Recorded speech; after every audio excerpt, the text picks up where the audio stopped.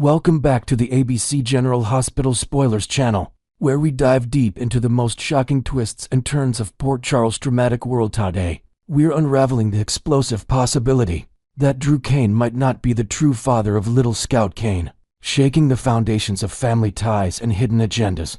Let's start by revisiting the chaotic circumstances surrounding Scout's conception, a time when Drew was deeply entangled in a web of deception, masquerading as his twin brother Jason Morgan. Back then, Drew's life was a whirlwind of false identities and manipulated memories, courtesy of the notorious Casadini family's interference. Sam McCall, caught in the crossfire of this identity crisis, was utterly floored when she discovered her pregnant scion came as a bolt from the blue, leaving her questioning everything about her relationship with the man she thought was Jason.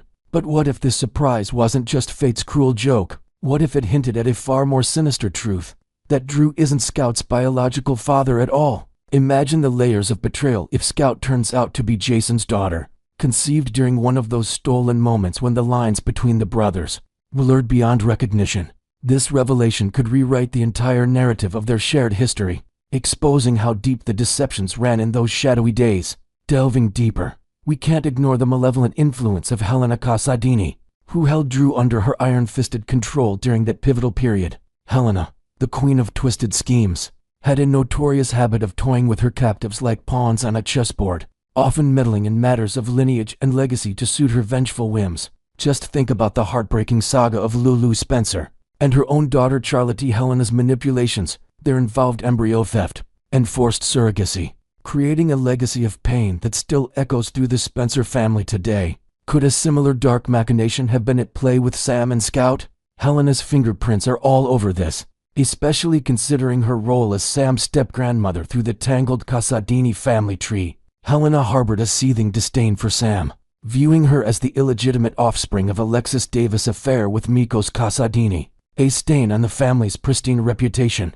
If Drew was complicit in Helena's plans, perhaps even willingly aligning with her to secure his own position, it's not a stretch to imagine them orchestrating a paternity switch. Picture this: Helena, ever the puppet master, could have arranged for Jason's genetic material to be used, then passed off the child as Drew's to further fracture the bonds between the brothers, and punish Sam for her very existence. Adding to the intrigue, whispers from Port Charles insiders suggest Helena might have conducted secret experiments on Drew during his captivity, potentially rendering him unable to father children due to some undisclosed medical tampering. This infertility angle would explain Drew's desperate grasp on Scout. Might have seen her as his ticket to mirroring the profound connection Jason shared with Sam through their son Danny, a bond Drew has always envied from the shadows. Now, as Drew's darker impulses bubble to the surface, it's clear this isn't a sudden transformation but a slow reveal of a jealousy that's festered for years. We've seen glimpses of this evil Drew in his increasingly erratic behavior, from shady business dealings to outright confrontations that scream unresolved resentment. Remember, true villains in Port Charles don't flip a switch overnight. Their malice builds like a storm, and Drew's has been brewing ever since he learned of his true identity. His rivalry with Jason has been palpable, marked by petty threats and territorial posturing. Take that tense moment years ago when Jason innocently held Scout at Sam's request. Drew exploded in a fit of rage, warning his brother to back off as if the child were a prized possession under siege. Was this just overprotectiveness, or a deeper fear that Jason's natural paternal instincts might uncover the truth? Drew has gone to great lengths to erect barriers, ensuring Jason stays at arm's length from Scout, perhaps dreading that prolonged exposure would spark suspicions. Inventing new layers to this drama, imagine if Drew had access to Helena's old files, hidden away in a forgotten Casadini vault, detailing the exact switcheroo documents that could surface at any moment, adding fuel to the fire of his paranoia. Drew's efforts to isolate Scout extend beyond just Jason. They've infiltrated every corner of his relationships, painting a picture of a man driven by insecurity and spite. He knew all too well the unbreakable chemistry between Sam and Jason, a love story that withstood memory wipes, mob wars, and near-death experiences. Yet, Drew positioned himself as the outsider, publicly distancing himself from Sonny Corinthos' criminal empire, claiming he wanted a clean slate away from the danger. But hypocrisy reared its head when Sonny inevitably gravitated back to Jason. His loyal right-hand man Drew's fury was immediate and intense, as if being sidelined confirmed his second-place status in every arena. This pattern of alienation hit a peak when Drew stubbornly kept Scout separated from her half-brother Danny, the very boy who helped choose her name in a touching family moment. Danny and Scout's sibling bond could have been a source of joy, but Drew's actions suggest a calculated effort to sever those ties, perhaps to prevent any accidental revelations during playdates or shared family gatherings. And let's not forget his dramatic exit from the Quartermain mansion. Citing Jason's presence as the unbearable trigger, was this move truly about peace, or a strategic retreat to shield Scout from the one person who might claim her as his own? In the bustling halls of the Quartermain estate, with its endless family dramas and overheard secrets, Drew's hatred shines like a beacon, obvious to everyone from Monica to Willow, who have whispered about his unhinged glares and pointed barbs whenever Jason enters the room. Inventing a fresh twist, perhaps Drew has been secretly consulting with a shady geneticist, someone with ties to the old Casadini labs, to forge documents that solidify his claim on Scout, all while his inner turmoil escalates. At the heart of this storm is the burning question: is Drew's overprotectiveness a father's instinct, or a desperate ploy to keep Jason from the daughter he and Sam once dreamed of building a life around? Jason, ever the stoic hero, has endured unimaginable losses from years in captivity to the presumed death of loved ones, and Scout could represent the missing piece of his fractured family puzzle. Motivated by Sam's final wishes to keep her children together, Jason might finally take matters into his own hands, launching a discreet investigation that peels back the layers of deceit. Of course, standard DNA tests would be inconclusive, given the identical twin factor that makes their genetic profiles indistinguishable at a basic level. But advancements in forensic science, like cutting-edge epigenetic profiling or mitochondrial DNA analysis, could pinpoint the exact paternity, differentiating between the brothers with startling accuracy. Envision Jason teaming up with a trusted ally like Spinelli, hacking into old medical records or exhuming Helena's archived experiments to unearth the proof. Will this quest lead to a courtroom showdown, where Jason exposes Drew's web of lies and reclaims Scout, allowing her to grow up alongside Danny in a home they deserve? The fallout could be epic, freeing Scout from the shadows of manipulation and restoring balance to the Morgan family legacy. As the spoilers swirl, the extent of Drew's schemes might finally come crashing down, revealing a man who stopped at nothing to steal a piece of Jason's happiness. Port Charles has seen its share of paternity bombshells from the Quartermain heirs to the Casadini curse, but this one promises to redefine alliances and shatter illusions.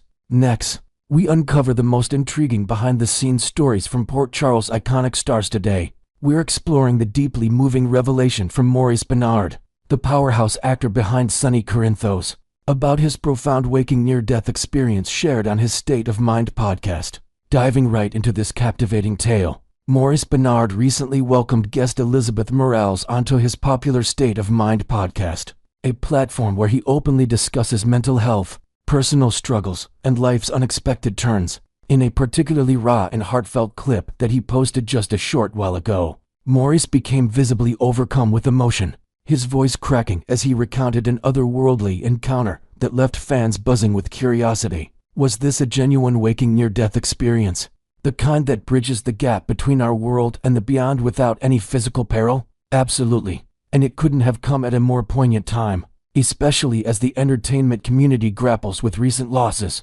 like the passing of beloved figures that remind us all of life's fragility. Think of how such stories echo the grief we've seen in general hospital plots, from Sonny's own battles with loss to the town's endless cycle of mourning. Inventing a fresh layer to this narrative, imagine Maurice drawing from his own experiences to infuse Sonny's character with even deeper authenticity, perhaps hinting at future storylines where the mob boss confronts his mortality in unexpected ways. This podcast episode, originally aired about 3 weeks back, resurfaced perfectly, offering solace and inspiration amid collective sorrow, showcasing Maurice not just as the tough-as-nails Sonny Corinthos, but as a real man navigating profound spiritual depths. Shifting gears to the core of Maurice's extraordinary account, it's essential to remember that while fans adore him as the intense mobster kingpin on ABC's General Hospital, Maurice is an actor whose real-life journey often contrasts sharply with his on-screen personality. He might rule the underworld with an iron fist, but Maurice channels vulnerability and honesty in his personal stories. During the conversation with Elizabeth, he delved into a period of intense emotional turmoil, what he described as a full-blown breakdown, a topic he's bravely addressed multiple times on his podcast, to destigmatize mental health challenges. This particular story stood out for its almost supernatural flair, blending raw human struggle with ethereal visions that feel straight out of a dream sequence. He began by sharing how, in a moment of desperation, he sought solace in a local church, hoping to connect with a higher power through prayer. However, in a twist that added to his frustration, the priest turned him away due to his casual adorations and a t-shirt that didn't meet the sanctuary's dress code, leaving Maurice feeling rejected and even more isolated in his pain. Undeterred, he pivoted to alternative paths, embracing meditation as a lifeline to inner peace. Much like how characters in Port Charles turned to unexpected allies during their darkest hours, adding inventive details. Picture Maurice retreating to a quiet corner of his home, dimming the lights and lighting a single candle scented with calming lavender, symbolizing his determination to find spiritual refuge despite the setback, a resilience that mirrors Sonny's unyielding spirit in the face of adversity. Building on this foundation, Maurice's meditation practice led him to what experts might classify as a waking near-death experience, an astonishing phenomenon, where individuals glimpse afterlife-like realms, without the trauma of actual clinical death, similar to those dramatic out-of-body moments reported by survivors of surgeries or accidents, but achieved through deep introspection. Unlike traditional NDEs that occur during life-threatening events, this waking version unfolds in full consciousness, offering vivid previews of what lies beyond, and Maurice described it with such clarity that it sent chills down listeners' spines. In his chat with Elizabeth Morales, he painted a detailed picture of the process, guiding Herend Hughes through the steps that transported him to this mystical place. It all started with a deliberate visualization, slowly descending a long, winding staircase in his mind, each step echoing with a sense of anticipation, until he reached a grand, ornate door that pulsed with an inviting glow. Pushing it open revealed a breathtaking paradise, far removed from the chaos of everyday life or the gritty streets of Port Charles. He vividly recalled sprawling fields of lush, emerald green grass stretching out like an endless football pitch under a flawless blue sky, dotted with vibrant clusters of roses blooming in every shade of red and pink on the right side, their petals shimmering as if kissed by morning dew. Nearby, majestic waterfalls cascaded down rocky cliffs, their gentle roar providing a soothing soundtrack, while in the distance stood an elegant, white stone building that exuded peace and mystery, perhaps resembling an ancient temple or a heavenly hall. Inventing new elements to enrich the scene, envision gentle butterflies fluttering among the flowers, symbolizing transformation, and a soft, golden light bathing everything, evoking the warmth of eternal comfort details that make this vision feel even more tangible and relatable to fans who've lost loved ones. Much like the ethereal dreams that haunt characters during times of crisis. Continuing with the heart of his experience, Maurice explained how, in this serene landscape, he felt an unprecedented mental clarity, a stark contrast to his usual meditative sessions, where distractions often clouded his focus. This time, it was as if a fog had lifted, allowing him to fully immerse in the moment. Lying down on that velvety grass, he closed his eyes briefly, only to open them and behold his late father standing before him, as vivid and real as if they were sharing a coffee in the present day. "Clear as day, man, clear as day," he emphasized, his words laced with awe, as they embraced in a long, heartfelt hug that bridged the divide between worlds, followed by a conversation filled with unspoken regrets, shared memories, and words of wisdom that Maurice had longed to hear. This wasn't a one-off encounter. Encouraged by the profound impact, Maurice expanded his meditations to include reunions with every person he'd lost throughout his life, grandparents, friends, perhaps even distant relatives, recording moments of closure and love that death had stolen away. Taking it further, he described sessions where he gathered everybody at the same time who has died, turning the heavenly meadow into a joyous family reunion, complete with laughter echoing over the waterfalls and collective embraces that filled him with overwhelming peace. The sensation, he said, was nothing short of amazing, a euphoric wave that washed away years of grief and left him rejuvenated, much like how Sonny finds fleeting moments of solace amid his turbulent life on General Hospital. To add inventive depth, imagine in these group visions, his loved ones sharing stories from the other side, offering insights into unresolved family mysteries, or even playful anecdotes from Maurice's childhood, enhancing the emotional richness and making the experience a therapeutic cornerstone for his ongoing mental health journey. Wrapping up this transformative narrative, Maurice shared the story with his mother, whose response added an astonishing layer of validation to his vision. She immediately sent him a book she'd been reading about a young boy's journey to heaven during a near-death episode, a tale that mirrored Maurice's own in uncanny ways. Flipping through its pages, the real-life inspiration behind Sonny was stunned to see illustrations that matched his mental paradise precisely. The same expansive green fields, the exact arrangement of roses, the identical cascading waterfalls, and even the mysterious building standing sentinel in the background. This synchronicity wasn't just coincidence. It reinforced his belief in the authenticity of what he'd witnessed, turning skepticism into conviction. As a result, Maurice revealed a profound shift in his outlook on mortality. Used to live in constant fear of death, a dread that exacerbated his battles with bipolar disorder, anxiety, and the myriad pressures of his high-profile career. Now, that terror has dissolved, replaced by a hopeful assurance that something beautiful awaits beyond. Whether it's the heaven he glimpsed or simply the peace of the unknown, "I just feel like I'm going to go somewhere," he reflected, his words carrying a quiet strength that could inspire viewers dealing with similar fears, perhaps influencing future episodes where Sonny confronts his own demons with newfound courage. Inventing a final touch, picture Maurice incorporating subtle nods to this experience in his acting, like a softer gaze during Sonny's reflective scenes, subtly weaving his personal growth into the fabric of the show. Next, we're delving into the gut-wrenching news that Jason Morgan must deliver about the beloved Quartermaine matriarch, Monica Quartermaine, whose passing promises to leave an indelible mark on the family and the entire town. Kicking things off with Jason's long-awaited return from his high-stakes mission in Croatia, where he navigated treacherous alliances and dodged international threats to protect those he cares about. The stoic enforcer is eager to reconnect with the people who ground him back home. Fresh off the plane, Jason's first instinct will likely be to head straight to the Quartermaine mansion, slipping into Monica's quiet room for a late-night chat, perhaps sharing stories of his adventures or seeking her wise counsel on the chaos that's unfolded in his absence.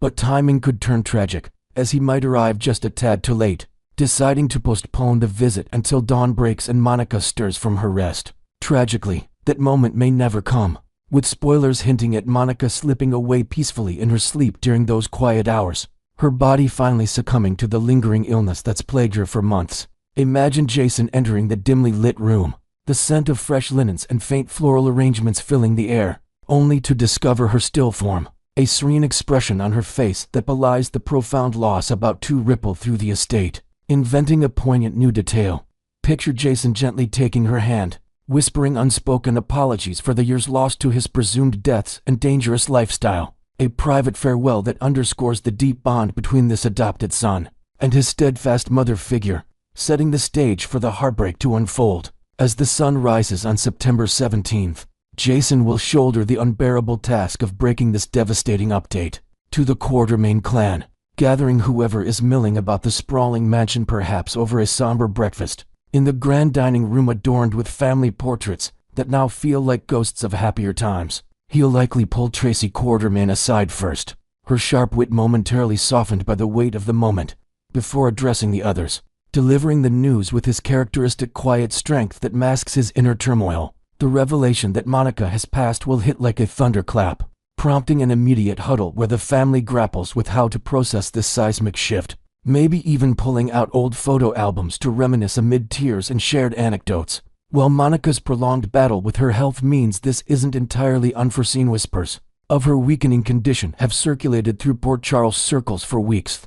Finality of it all will still deliver a crushing blow, forcing everyone to confront a future without her guiding presence, much like the void left by other iconic figures who've departed the show. To add inventive layers, envision Tracy clutching a cherished locket Monica gave her years ago, a small heirloom engraved with a family motto, symbolizing the enduring Quartermaine legacy that Monica fought so hard to preserve, even as rivalries and scandals threatened to tear it apart. In the wake of this loss, the emotional fallout will be palpable, with Jason and Tracy emerging as the most visibly shattered, their devastation drawing them into a rare moment of vulnerability that highlights the Quartermaine family's complex web of affections. United in grief, they'll share a heartfelt exchange, perhaps on the mansion's sun-drenched veranda overlooking the gardens Monica once tended, where words of comfort flow amid reflections on her unyielding spirit. It's a silver lining in the storm, offering Jason and Tracy a chance to lean on one another,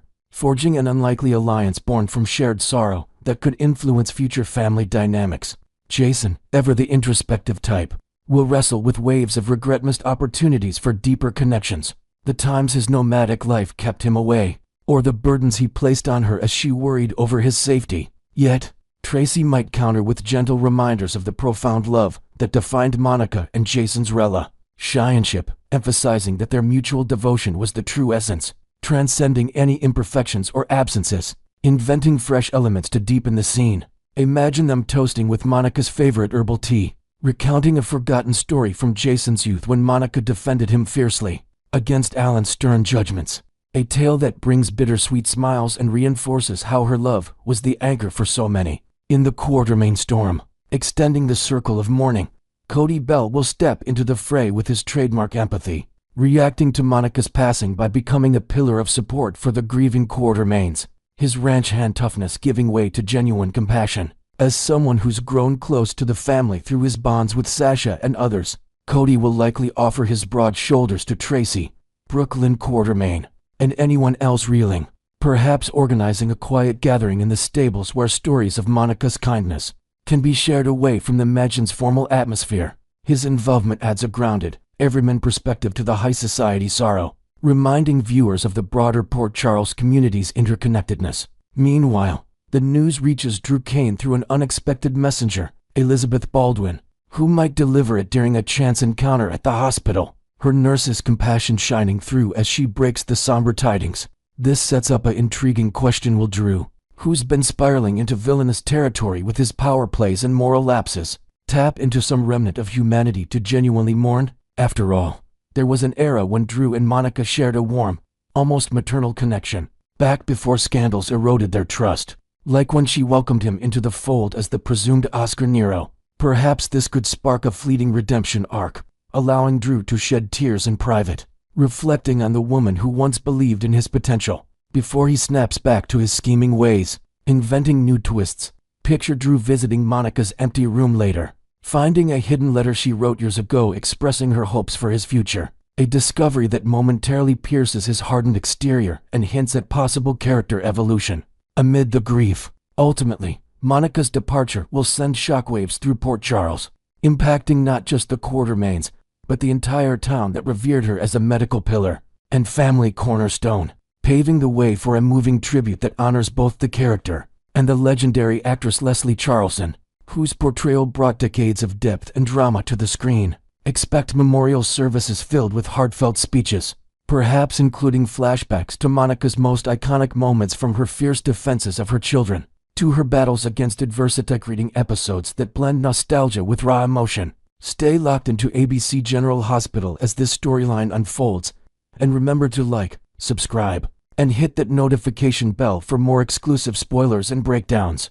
How do you think the Quartermains will honor Monica's legacy? Share your thoughts in the comments below.